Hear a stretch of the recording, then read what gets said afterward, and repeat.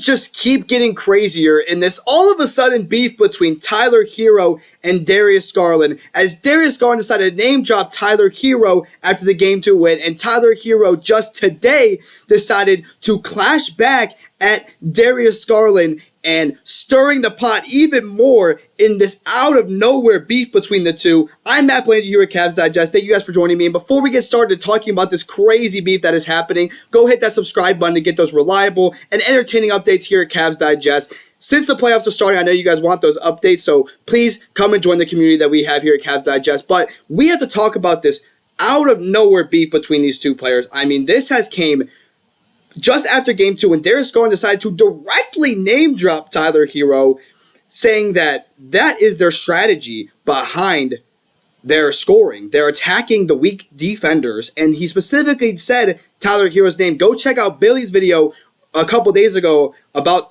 Darius Garland starting this beef with Tyler Herro, and that is what he said. He said directly, Tyler Herro cannot guard me. Tyler Herro cannot guard Donovan Mitchell, which in a sense, I mean, Donovan Mitchell had a crazy good game too, and kind of took advantage of Tyler Herro that whole game. But nonetheless, Darius Garland's comments might have been a little unnecessary with the fact that they're up 2-0, and this team is in a completely different league than the Miami Heat. At least on paper and in the series, they look a lot better. Obviously, the Game 2 got a little close at one point, and it looked like they could have won the lead, but the Cavs on paper and are playing like the significantly better team. But Darius Garland's comments are unnecessary, in my opinion. And how did Tyler Herro follow up? Well, he stated to go to the media to talk about the game plan and this and that says a lot about him. I'm not worried about Darius Garland. Somebody that doesn't play defense shouldn't be talking either. He don't play any defense, and we'll see that in Game 3 on Saturday. He don't play no D.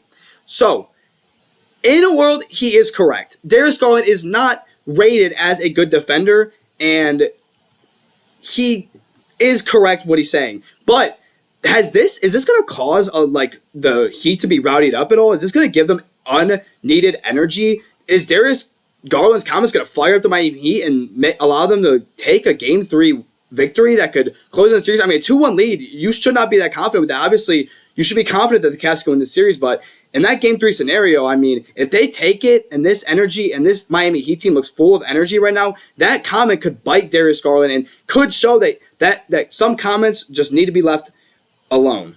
But let's reply to Tyler Herro's comments by taking a quick look at Darius Garland's defensive rating. He's kind of correct. Darius Garland technically doesn't play defense, but thankfully, they can hide him a lot on defense by just allowing him to leave the on-ball dribbler that Mobley can pick up very easily, that a small forward like Strus, Okoro, or Hunter can pick up, or even Donovan Mitchell can pick up. So the Cavs do well at hiding Darius Garland, and that's why this doesn't matter too much. I'll dive into the Cavs' defensive stats a little bit later here, but it's okay that Darius Garland has this defensive rating. I mean, obviously you want to see him play better defense, so Tyler Herro's comments are correct, but we do want to see Darius Garland improve on the defensive side, even if they do hide him well.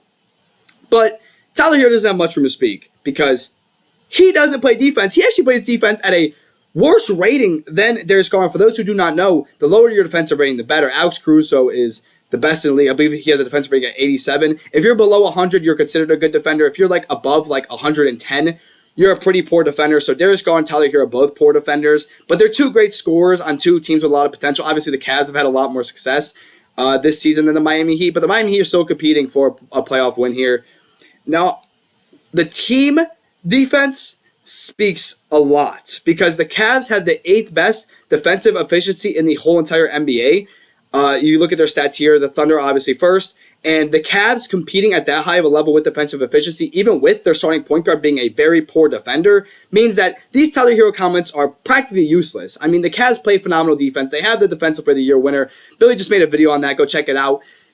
They have the Defensive Player of the Year. They have guys that can pick up and play on-ball defense, play off-ball defense, play around screens. And you see their defensive efficiency being at the 8th overall. I mean, that's what you need, stuff like that to be an elite team in the NBA. And the defense of the Cavaliers looks like they're playing a lot better than the defense of the Miami Heat. So Tyler Herro's comments could go a little, could just be unneeded in this scenario. But I see where he's trying to go, defend himself. But it wasn't just him. It actually ended up getting to another teammate, Bam Adebayo, who also responded to this drama.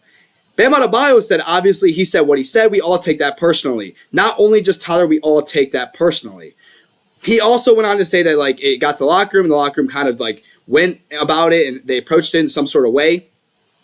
Again, this could be unneeded energy from the Miami Heat that Darius Garland just completely stirred up. When Bam Adebayo, the captain, someone who's a superstar or at least a star-level player, you're firing him up, you're firing Tyler Herro up, who can go for 30, who can go for 40. This could be slightly dangerous as we go into Game 3 on Saturday. The Cavaliers might want to be careful with this unneeded energy. And not only that, there's a chance that Darius Garland did all this, and he might not even be able to expose Tyler Herro because he might not play. And I will go a little bit into that. But I also want to mention that the Cavaliers, it's not just their defensive efficiency, it's also their defensive rating. They're out of the top 10. So Darius Garland does need to step up on the defensive side. And I think the whole Cavs team probably should be more consistent on the defensive side and probably not just try to force Mobley onto every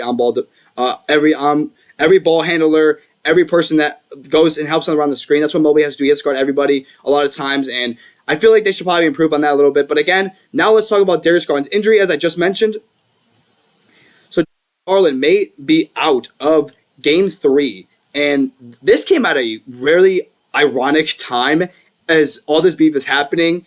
It would be highly energetic and highly entertaining if Darius Garland and Tyler Herro could just attack each other all game and see who the worst defender is, see who the better offensive player is, whatever they want to do. But Darius Garland has a left toe injury that they claimed he had at the end of the regular season where he missed a couple games.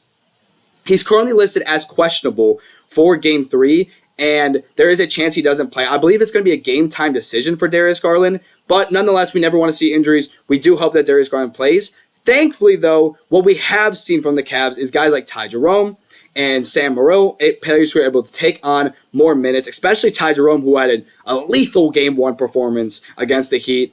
And we saw it in November with the Pelicans game, I believe it was. Yeah, it was the Pelicans where Ty Jerome went for a crazy 25-point performance against them, and that's when he proved himself as a Sixth Man of the Year candidate right then and there. DeAndre Hunter obviously could take over, and that's the big thing about this Cavs team that compares them to last year, is they have so many differences just on their bench depth alone that separates them from like the rest of the NBA and the rest of the Eastern Conference, which can open up so much to like when Darius Garland's having one of those 3 of 20 performances or he can't play. When Donovan Mitchell, who had a 50-point performance in a round 1 playoff game last year, and they lost that game. I mean, you need guys that could step up, and that is why this is a good chance for Ty Jerome to see, can he play 40 minutes in a game?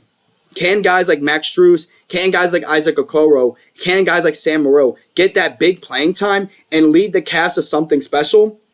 We're just going to have to see, as these two players have gone neck and neck, and I'm sure if Tyler Herro does not win Game 3, if the Miami Heat do not win Game 3, there's a chance Darius Garland says, look what happened again. There's a chance that the drama just keeps stirring, but hopefully this did not cause unneeded energy from the Miami Heat.